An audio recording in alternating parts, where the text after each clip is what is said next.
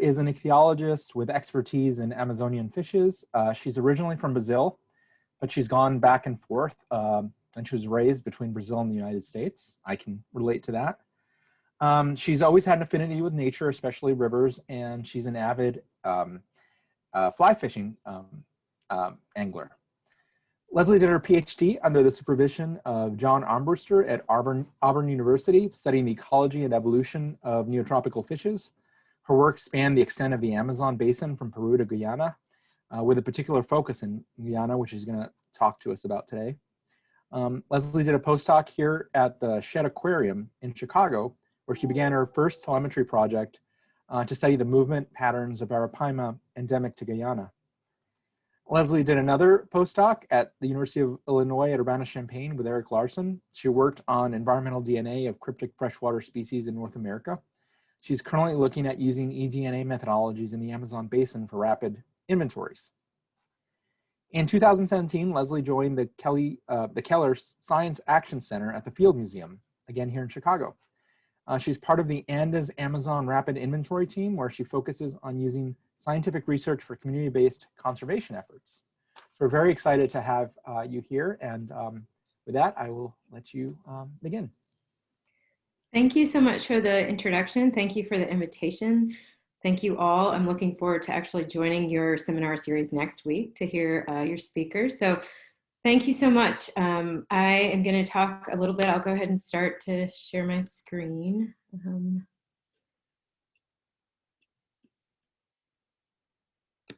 Is that in good view for everyone?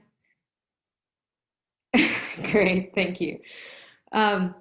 What I want to talk about today is neotropical fish and the conservation work in Guyana. And what I hope that you'll walk away from in this talk is how scientific research that I'm doing with collaborators is being used to have conservation impact in Guyana. And I hope that maybe I'll open your eyes to a new landscape. I often will talk about Guyana, and several people tell me, wait, you're going to Africa now? Where are you working in Africa? And so I wanted to start off with that, is that, you know, where Guyana, a little bit about Guyana. Guyana is in the northeastern part of South America, very small country. It's about the size of Idaho, and the population is under 1 million people. It's just amazing to think about a place that's so sparsely populated. It is probably about 80% of the people, 85% of the people live along the coast. And Guyana is unique in that the coastal towns have more affinities with Caribbean nations versus the interior, which is predominantly indigenous communities, and not a lot of similarities with other Latin American countries in South America. It's an English-speaking country, so formerly British Guyana, but gained its independence in 1966. So it's a very young country, and it's very evident in its infrastructure, as well as some of these programs like conservation efforts moving forward in Guyana. This is a very young country. The Protected Areas Commission is only 7 years old. So they're very diverse ethnic backgrounds. It's an incredible place. It's also within the Guyana Shield. This is an ancient geological formation that's with rocks that are over 3.5 billion years old. It's characterized by granite outcroppings, large tabletop mountains called tepuis, grassland, lowland savannas, lowland tropical forest, and grassland savannas. And just to illustrate the remoteness of the Guyana Shield, Pico Neblina, which is the second tallest peak of the Guyana Shield, was only discovered in the 1960s. You might be familiar with Mount Rapaima. Mount Rapaima is thought to have inspired Sir Conan Doyle's Lost World. It was featured in the movie called Up, which I love. But this is a great example of endemism. The percentages of endemism in these in the Guyana Shield, especially around these tepuis, can reach up to 80%. So 1/3 of the plant species that are found on Rapaima are only found on Mount Rapaima. Over 80%, like I said, for reptiles and amphibians that are found in these tepuis that are endemic. And there are some impressive numbers as well for fish, which I'll hopefully get to soon. Guyana also has some of the largest tracts of intact primary forest. When you are flying into the interior, this is what it looks like. It's a sea of green, and it goes on for miles and miles and miles. There are, even with the impact from gold mining, you're still seeing intact, large swaths of intact forest like this. Guyana has had an incredible history, especially in terms of their hydrological history. Between the eastern and western lobes of the Guyana Shield, there's thought to have been this ancient drainage called the Protoberbice. And so most of the Cenozoic, you had this ancient drainage called the Protoberbice.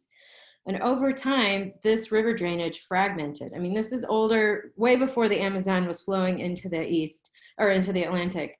But the Protoberbice over time has fragmented, where you have this northeast flowing Rupununi River into the Essequibo out into the Atlantic, and versus the Takatu River, which flows in southwest into the Bronco and then into the Negro.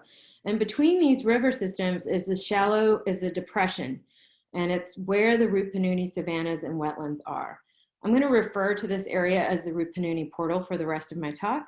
But what happens here is incredible. Well, you have a hydrological connection during the rainy season that allows for hydrological exchange of aquatic fauna as well as terrestrial fauna that move between these drainage systems. So, you know, for fish, you're thinking about fishes that have been in the Guyana Shield, this ancient system, into the Amazon River, which is relatively new, or much younger, I should say, than the Guyana Shield system.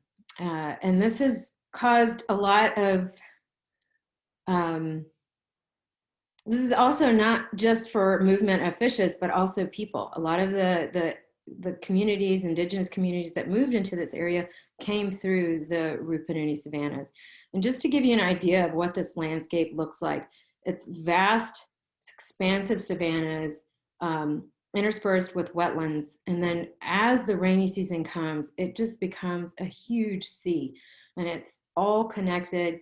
You know, the local people know how to live in this kind of system because you can see that their farms and their homes and their communities are set kind of at the extent of this flooded region.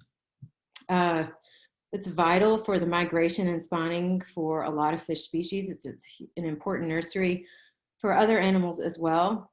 And it's critically important for the indigenous communities that live in this region.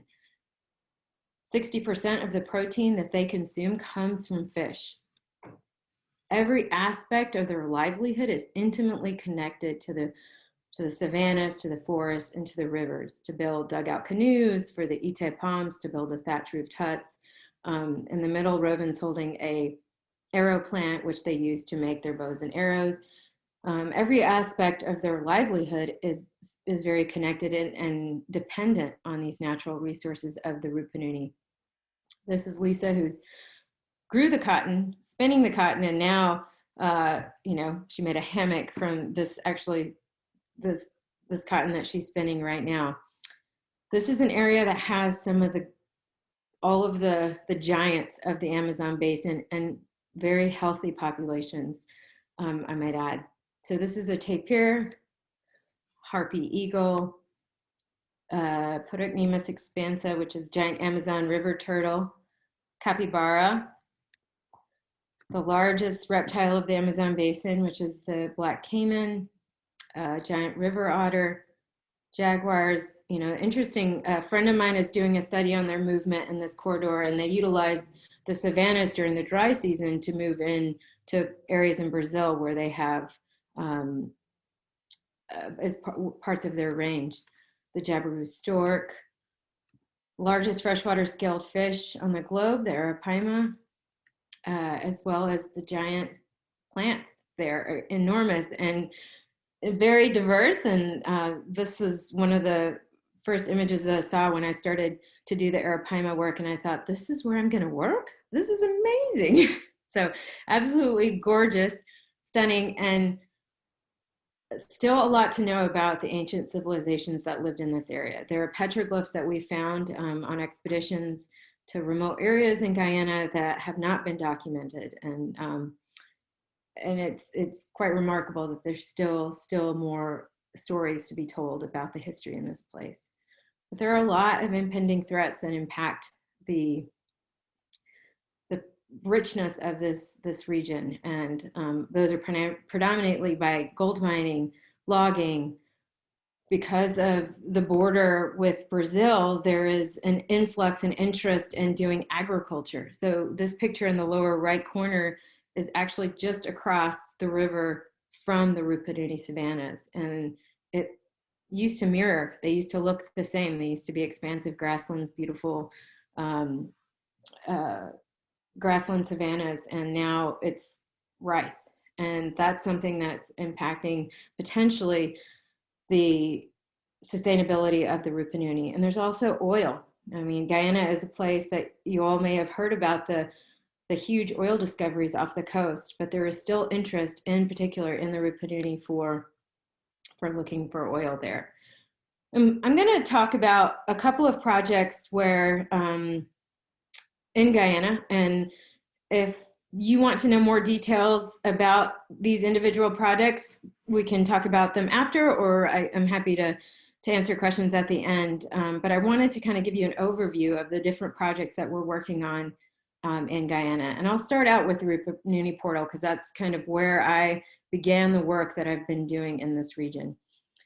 And the first question that I wanted to ask, and one of the things that I was interested in from the very beginning, is how does this Rupa Nunes portal influence fish? And how is that, how do we understand a little bit more about the diversity in the area, and what is the diversity? When I went on my first trip in 2003, there had been very few ichthyologists that were able to access a lot of the places in Guyana to understand actually what was there.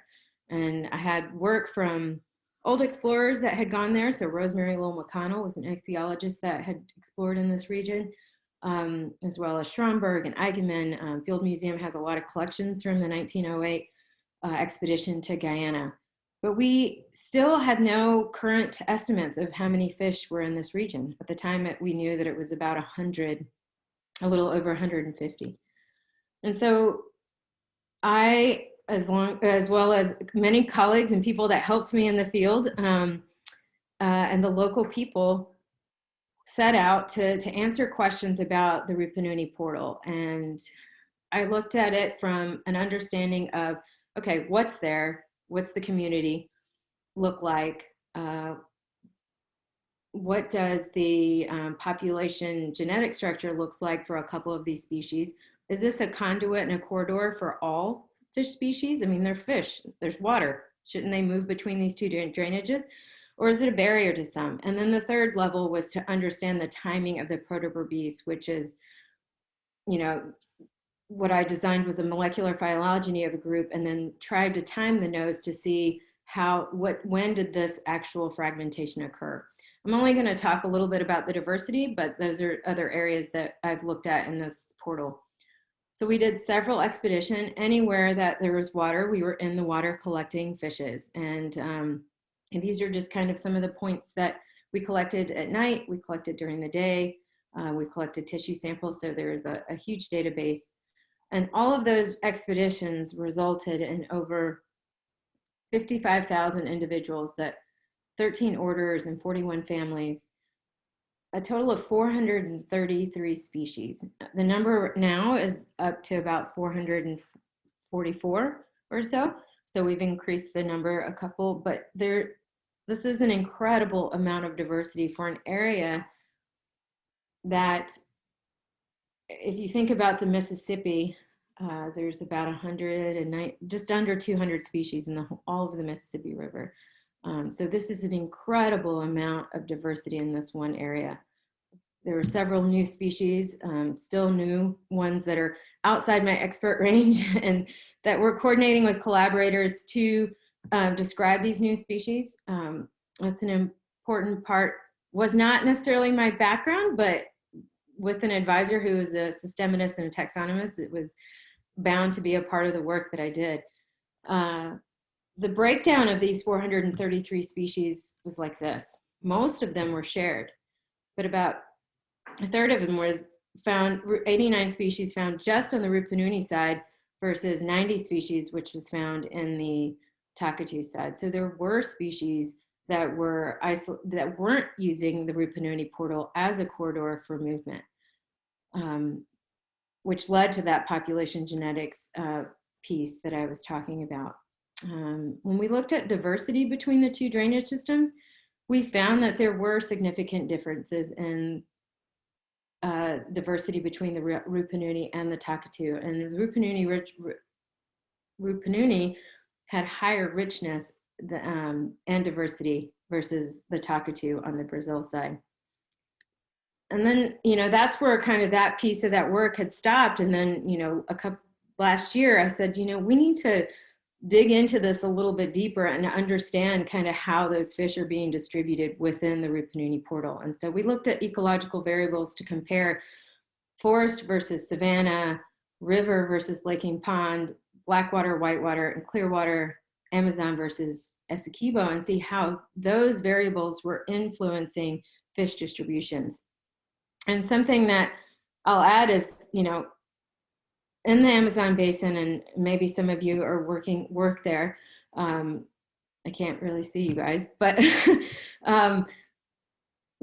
defining blackwater, whitewater, and clearwater can be relatively difficult because a lot of the water that drain the shield is typically defined as clear water. Then you have blackwater, which are kind of the tannins in the water, and then whitewater are typically the waters that are kind of off the Andes. So this is an area that had a mixture of all of those, and a little bit of all of these different types of habitats. When we did this analysis and we were looking at the relationships we did a cluster analysis and looked at the relationships between these fish communities, we found that there was actually a second portal and a relationship and movement between fish communities and the upper Takatu and the Rupununi River. And so not only is there the Rupununi portal at the border with Brazil, but further upstream, there's also a portal that is in the south. And this is an area that the local people have witnessed this movement of fishes between the two. They talk about fishes that will actually walk along, which is common for lower crewed catfishes, will walk along the savanna and move into puddles as they're trying to get across the corridor, which is pretty remarkable. This is just an elevation map. This is something that began a conversation with the local people in this region. And this is just an elevation map showing the drainage. And it helped kind of identify exactly where were those points along the Rupununi portal where the connection was being made. And in the north, you can see kind of a general area of where the Rupununi portal is, and then also in the south. And this began a conversation and a relationship with the indigenous communities to talk about a conservation area. This is a place that the local communities have wanted to develop a Ramsar site.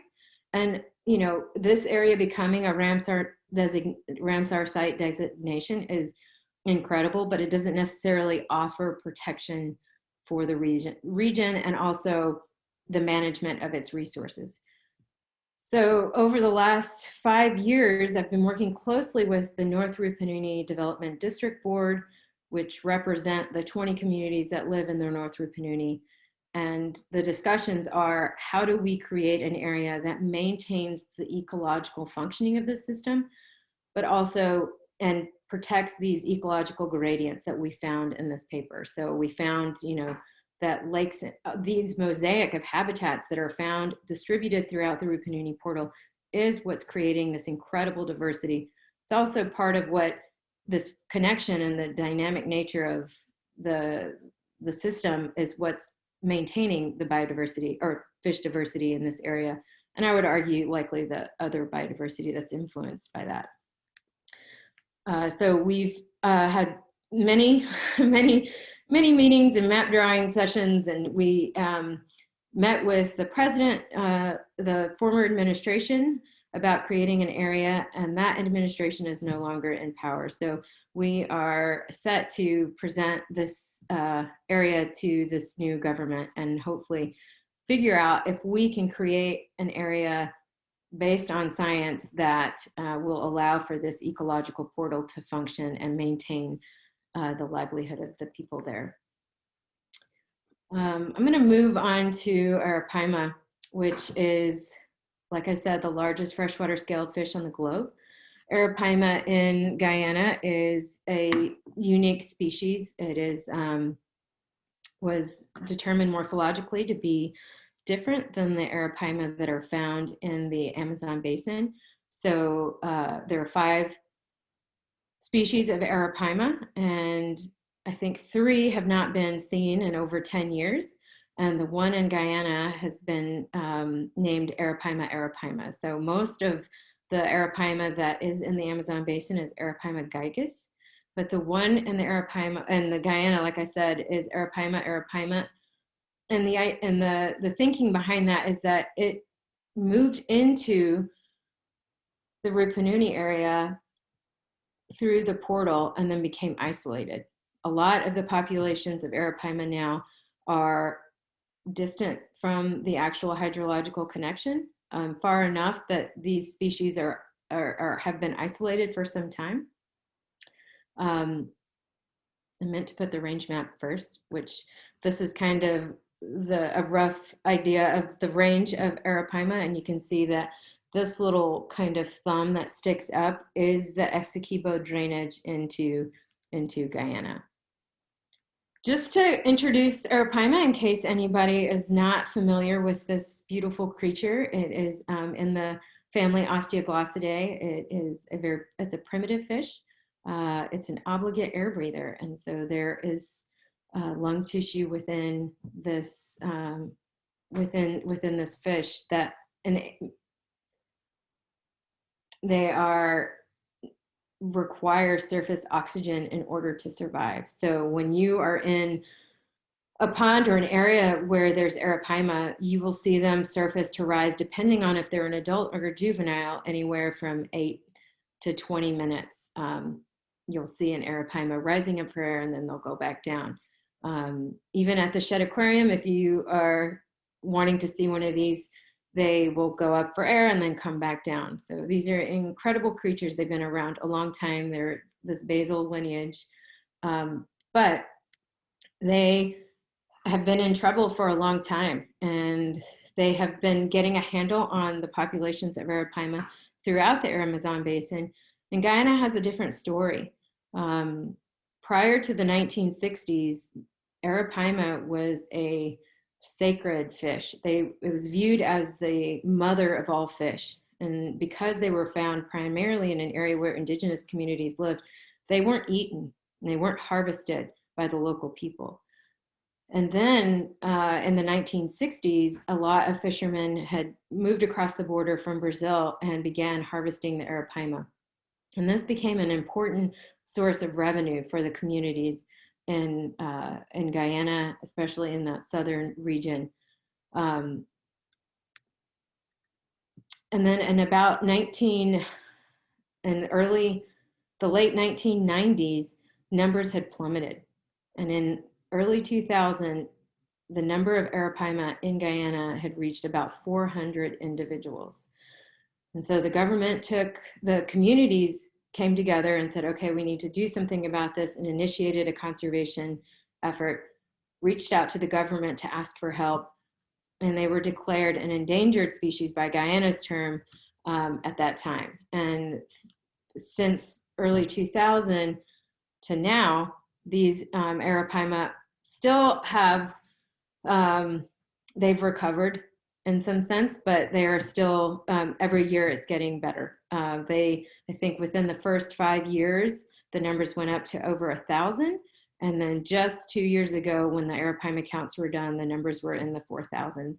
And they're still not just over 4,000. And they still haven't recovered in the extent of the air to the I'm sorry, they have not recovered in the sense that some areas they're extirpated from. So they have no longer returned back to some of those ponds. So they have a very dense population in the North Rupununi, and primarily two rivers that are very isolated with several oxbow lakes and ponds that they like to be in. So after I had done some of this fish work and was living in this region, we talked about what can we do to protect Arapaima? What if one community in particular said, we're protecting our Arapaima, we're not harvesting them, but what if somebody else comes here and harvests our Arapaima? So this led to a question of understanding their movement patterns. So how are these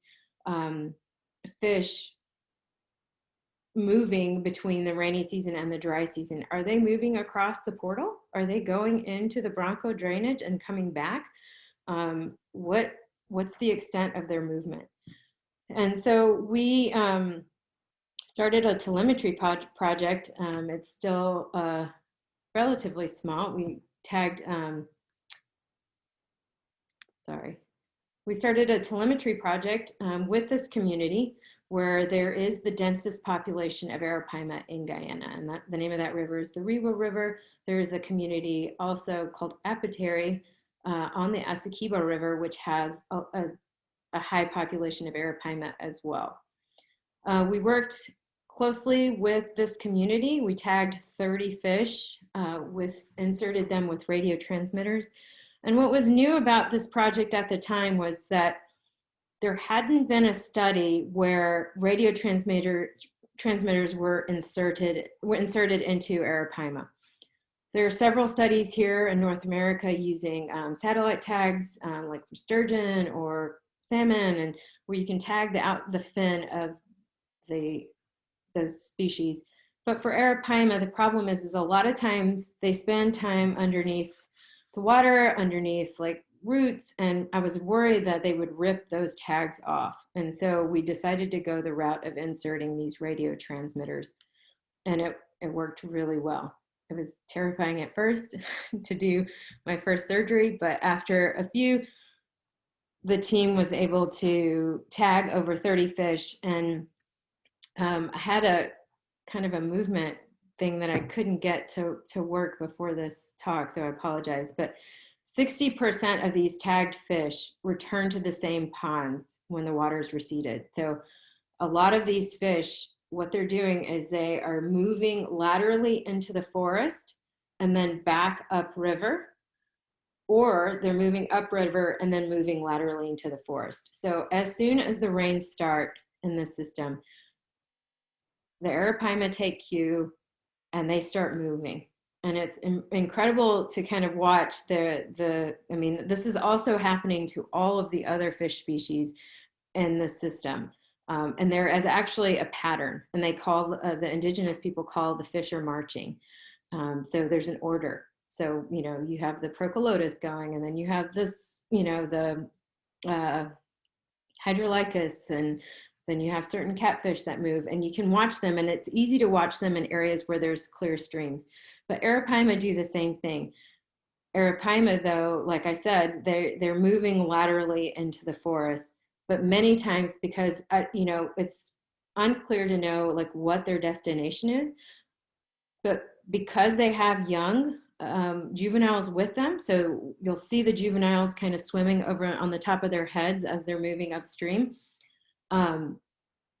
It seems that they're just moving as far away as possible from predators. I mean, it doesn't seem like they have a location that they're looking to be in the whole rainy season. It was very difficult to keep track of them during the rainy season. I did do some aerial tracking, but couldn't keep track of them. It's like a sea out there, and they're just gone.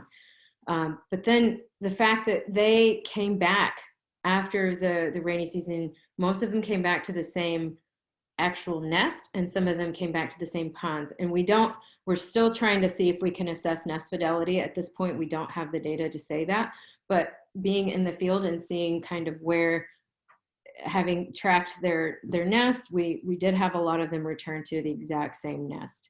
And then the majority of the individuals that we tagged stayed within this 25-kilometer area. So all of these individuals moved upriver and into the forest. None of these individuals moved out of the Rewa River into the Rupa Nuni and out into the portal. And that was an important piece of information that the local people wanted to know, because this village was protecting Rapaima, and they didn't want their individual fish that they're protecting during the rainy season move out into the portal and then not be able to protect them. And so there seems to be a direction for these individual fish to move upstream. And that's the case for a lot of neotropical fishes, unless you're moving into the portal and it's a nursery. And because there are very few Rapaima that are close to the portal, we found a couple in little wetland spots, but we did not find any in the center of the portal that would move across. So this is an ongoing study. There's a long-term piece to this, because we pit tag more than 300 individuals that the local people are still doing recapture. And so we have kind of more information, but that's still not ready. These are two projects that we're using as a way to help protect the Rupa Nuni. These wetlands and savannas are critical for the maintenance of the fish. The forests are vital for the reproductive cycle of Rapaima and fundamentally important for the indigenous livelihoods. I had a conversation when I was presenting. There was a mining company that was trying to come into a forested area where there was Rapaima. And myself with the villagers, we went to present this information and say, hey, there's Rapaima here, they're protected, they utilize this space. And the person on the other end was like, it's a fish, why does it use a forest? and it just didn't dawn on me that they didn't realize that those forests flood, and that was an important part of the cycle for this fish. But that revealed, which I had already kind of known, but the disconnect between a lot of the people in Georgetown with the interior. And it's now beginning to change with ecotourism, but there was a big disconnect at the beginning of this project to explain kind of the cycle, not only of this ecosystem, but just how these fish were utilizing large parts of the forest, because we were kind of drawing the forested area as the important vital areas for this fish. A project that we started last year, which I'm really excited about, and we're amassing a lot of data and information, is a Guyana priority areas analysis. And what we are doing with this is creating a roadmap for priority areas that are going to include aquatic areas, which is something that a lot of conservation planning, I don't see a lot in the literature. There are a few out there, but I don't think it's the way that conservation planning is happening. And my goal with this project is to highlight the importance of incorporating aquatic areas. And it's hard because you have to think about a watershed. Everything is downstream. It's not just putting a square in maybe a piece of land. It's thinking about the whole watershed and how that influences conservation efforts. So Bicknell, a friend of mine, Jake Bicknell, had created a map originally in 2017 that included just over 300 species. So I think 329-ish species, mostly birds and some mammals and amphibians. And the idea behind this was that the Protected Areas Commission and the government have wanted to expand the national park system. So currently in the map on the left, you'll see in the green areas are the protected areas. There's 8.5% of the land area in protected areas of Guyana. And they wanted to increase this to at least 17%. This is to reach their IT targets, and had joined the Paris Agreement, wanted to expand their national park system. And anybody that's been to this place is like, that's incredible. This is an amazing place. People, the culture is incredible. So we thought, okay, and then this map still, because of the change in administration, has not necessarily moved forward in advancing on creating these areas. And so I would say, Jake, let's include fish. Fish are important. Let's look at priority rivers as well as these land areas, because the land areas may not change as much. And so what we did was we created this enormous database of over 2,000 occurrence records for fish, reptiles, amphibians, mammals, and birds. Generated species distribution models for over 1,000 of those species. Another piece of this is that we're doing an aquatics only analysis, and that's something that we haven't done yet, but we're excited, we're about to do. We're close to doing the Markson analysis, and that's where we incorporate the species distribution models, watershed planning units, as well as a cost layer that accounts for populated areas, mining areas, anywhere that is potentially could affect creating a priority area there. And, and one of the things that has come from amassing this huge database is now we have the most up-to-date database for all of these different taxonomic groups. But also we're able to look at, with these species distribution models, is how much of these, and let's say, for example, endemic species are within protected areas. So in this map on the right, this is just an example. You see the, in gray, in the green are the current protected areas. In gray are projected and predicted, or proposed priority areas from Jake's analysis. And then in red are points of endemic fish that are not within these protected areas. And the majority of the endemic species actually aren't, for fishes, are not in within protected areas. But we can create, we've already created profiles for species where we know what the percentage is of that fish in a protected area. And almost all of them are less than 5% right now. This is an example of a fish, Ancestor kellerae, which is north of Kaitour National Park. It's endemic to the locality in the Potaro Basin. It's only found there. The Mazaruni River basin is a system that's in the highlands of Guyana, which is impacted severely by gold. But 95%, I'm going to say it again, 95% of the fish found in the Mazaruni River is found only there. I mean, it's incredible. And so recently, collaborators of mine described a new genus. And there are a couple of others that are in the works because it's such an incredibly unique place. It's also very isolated, part of some of the Guyana Shield's dynamic history.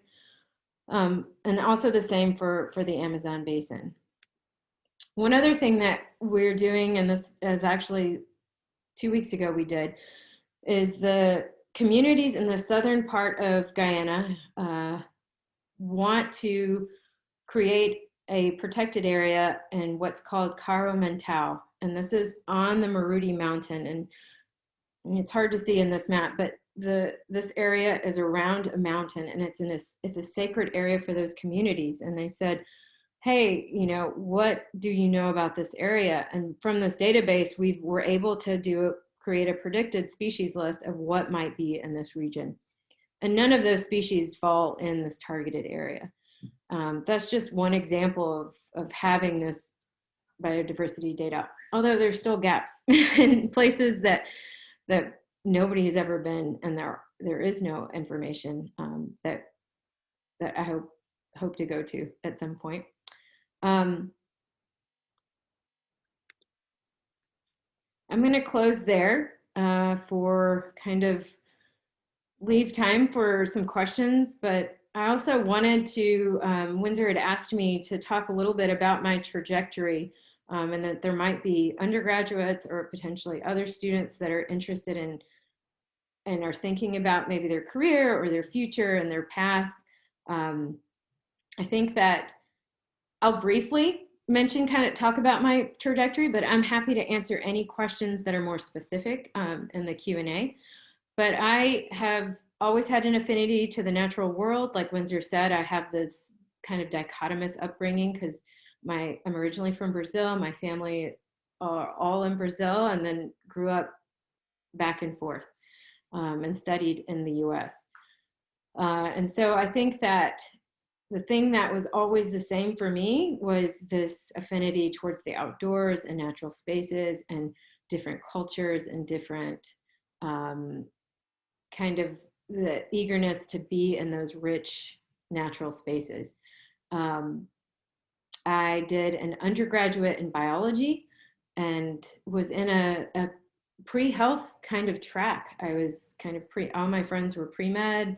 I was in pre-dental, or, you know, in that field. And I was kind of in that group and pursued that for a while until I took I took a field class or field course and did an ecology class where I was doing field work with graduate students. And I thought, what? This is like my childhood. I mean, I just get to go outdoors and be in this environment all the time, collecting things and looking for things. And I still, you know, at that point went to Alaska, and I just took off. I took a job with the University of Alaska as doing monitoring and a Cook Inlet watershed. I did tech jobs like that for a while, and I thought, this is I obviously love this. And then I went to grad school, and I think that even in grad school, it took a minute for me to figure out my path, because I was in a molecular program, which I did a lot of genetic work for my PhD, but also wanted the field component because that was my passion, was to be outdoors. And so I did a molecular ecology PhD. And so when I left the molecular lab, well, I didn't leave it, but I kind of merged that with a project where I could be outdoors and have an ecology component to the work. And then I did a postdoc, and then here I am. I think I've always been passionate about conservation and wanting to use scientific information to advance conservation goals. So I'm going to stop talking there so that if others have questions, I'm happy to answer them. And hopefully you guys learned a little bit more about Guyana. Thank you for the presentation. And I do have a few questions, but I'll let other people ask questions first. So. Oh, I can't hear you. Oh no.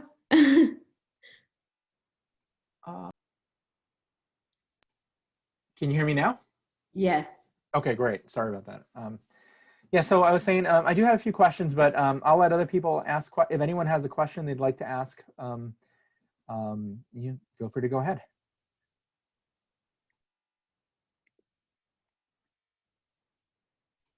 How about, can I ask one question? How many people know or have been to Guyana or know a little bit that Guyana wasn't a kind of a new landscape? Okay. I'm going to stop sharing so I can see you guys. Oh, it's so lovely to see you. Anyone been there? Never been, but I'd love to go. Great. Well, that segues into one of my questions, which is ecotourism. Is ecotourism, is that a big source of income? Is it a significant portion of economic growth there? And if so, what is it like? What do people go to do there to see? That's a great question, because so ecotourism tourism in Guyana is slowly growing, but it has grown a lot in the last 5 years, I would say.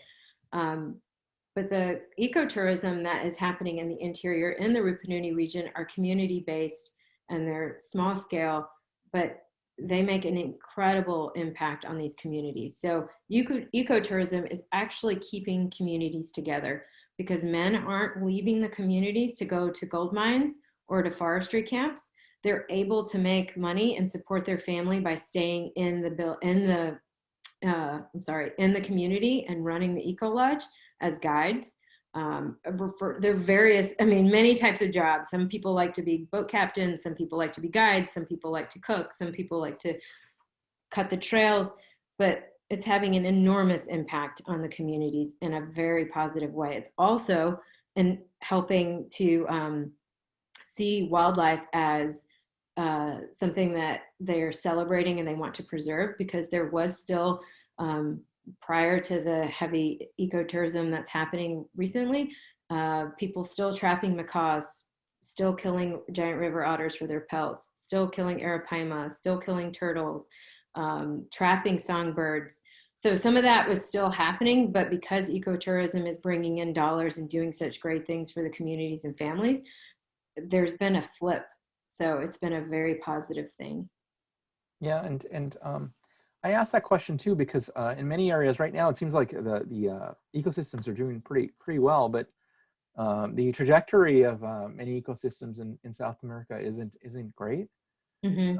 And so often, I get it was also related to indigenous people usually are very strong, defenders of their territories. But if they're other economic interests, it can lead to pretty serious problems. So it's ecotourism or other things where people actually get income from the area can be very important for conservation. Very. And it's this small scale that you're not seeing the disturbance that I've seen maybe in other areas. And it's not that I wouldn't want them to grow and do well. They, at least from what I've seen, they're very content with kind of the level of tourism that they're having right now and the activity. So. Looks like Cesar had a question. Yeah, I have a couple of questions. Just comment on that. I can relate to what you were saying about like ecotourism and involving conservation aspect of it, because from Guatemala, from where I am from, it's kind of the same, but I can totally relate to it. It's very beautiful to see all the pictures and videos you showed. It's very it's marvelous. My question regarding to Rapaima is that you mentioned there were about 400 individuals at the beginning of your study. How did you know that? Is there any ongoing survey from the government, or was it just an exploratory survey you did first? Yeah, that's a great question. And I'm glad that you can relate to the ecotourism piece, because that's exciting to see the turn and how ecotourism is helping conservation and protecting livelihoods. With Arapaima, so the start of my project, the numbers had already reached a couple of thousand. So it was like 1,200 or something like that. But in 2000, before I'd been to Guyana, the numbers had gotten as low as 400 individuals. And there's a study by Leandro Castello, 2004, where he developed a way to count Arapaima.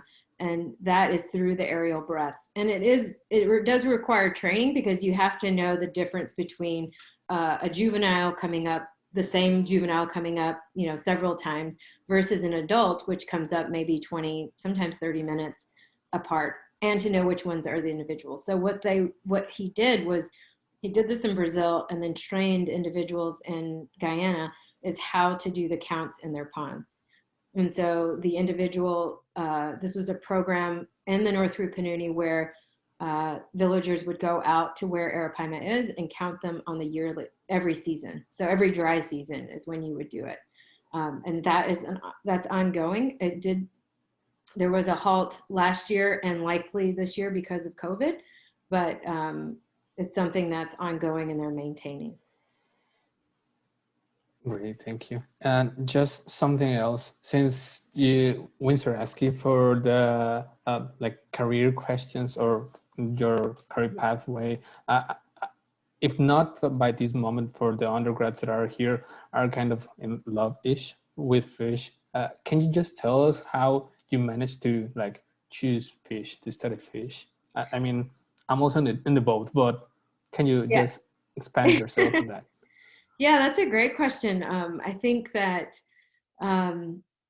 I fished with my dad as a child, and like Windsor alluded to, I grew up in Brazil, and we had a farm in Brazil. So I was always interested in going out to the river. So there's a fascination and a love of rivers that I've always been drawn to, and I think this curiosity of what was in there. I also am very fascinated with reptiles and amphibians. So I've done work with reptiles and amphibians as well.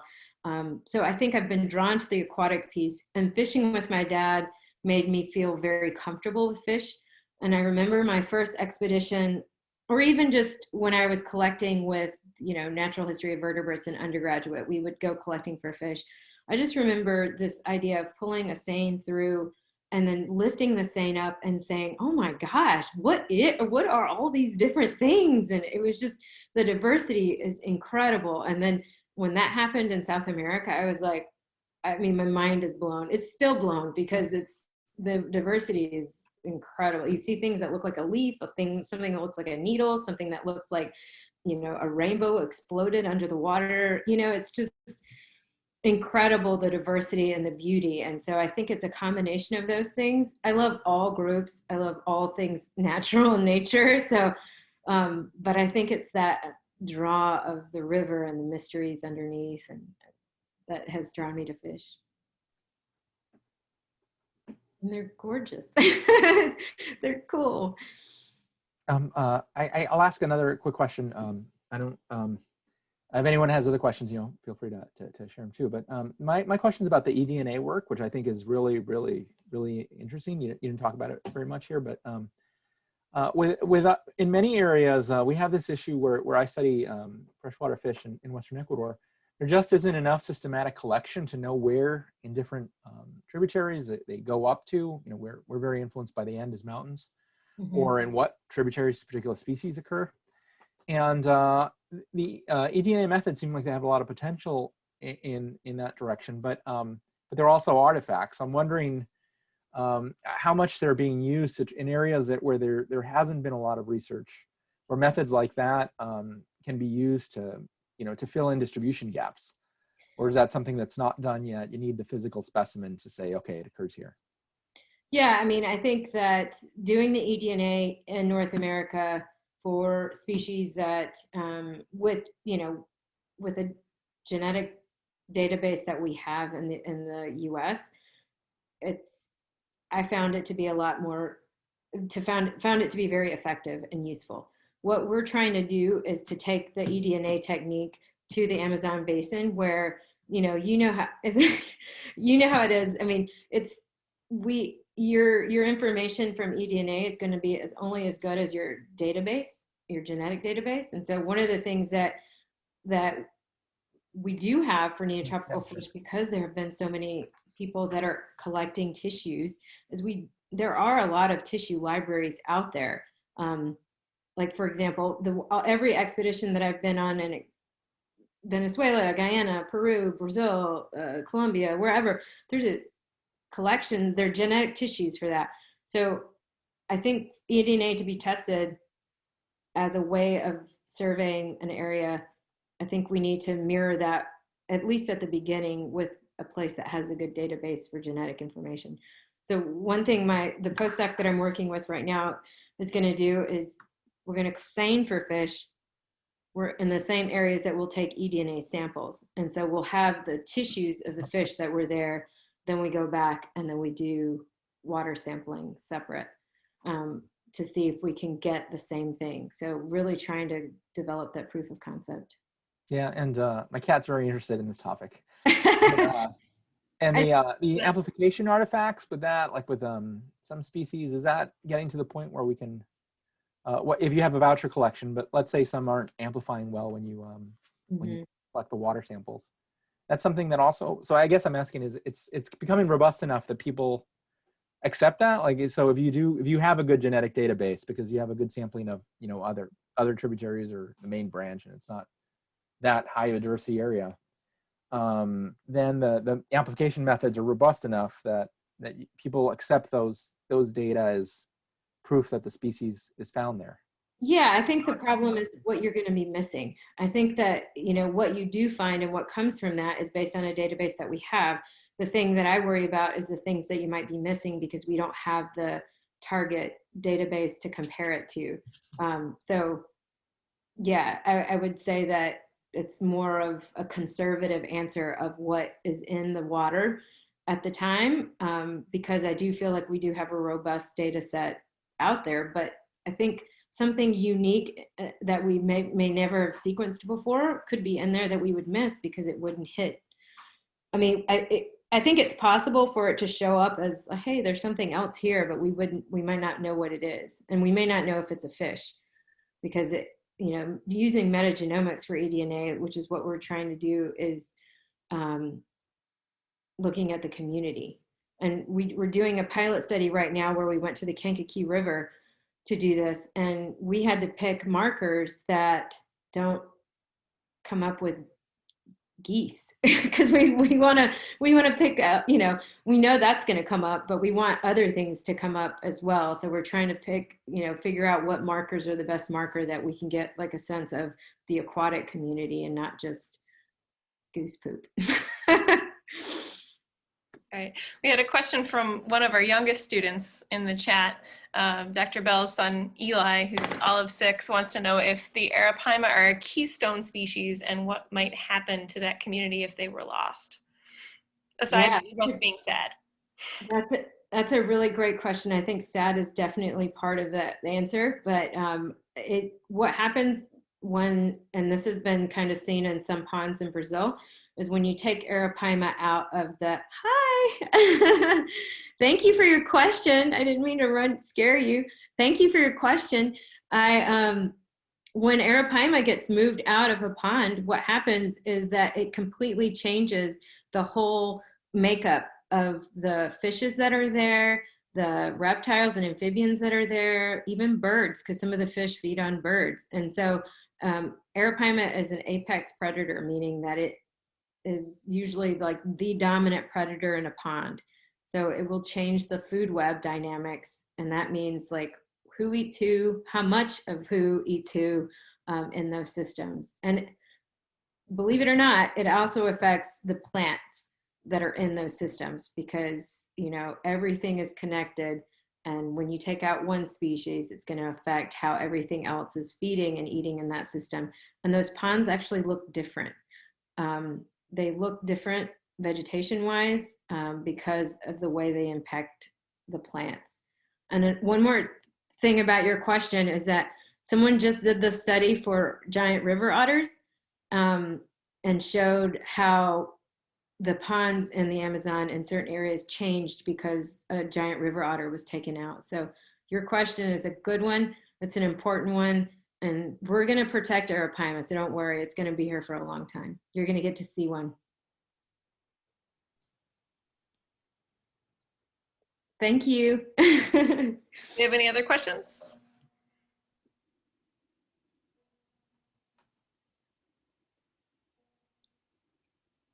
Okay. I want to take the opportunity again to thank you, Dr. deSouza, for joining us today. That was a fantastic talk. And I hope that all of you will be able to join us again in 2 weeks. We have Dr. Liliana Davalos coming for our Darwin Day seminar from Stony Brook University, and you'll be getting some more information about that shortly. Thank you. I just wanted to say thank you for having me. Thank you for your questions, and thank you for you seemed, once I saw your faces, I was like, maybe we can be in person again next year or another time. But be well, be safe. Thank you so much for being here. Thank you. Thank you. Thank you.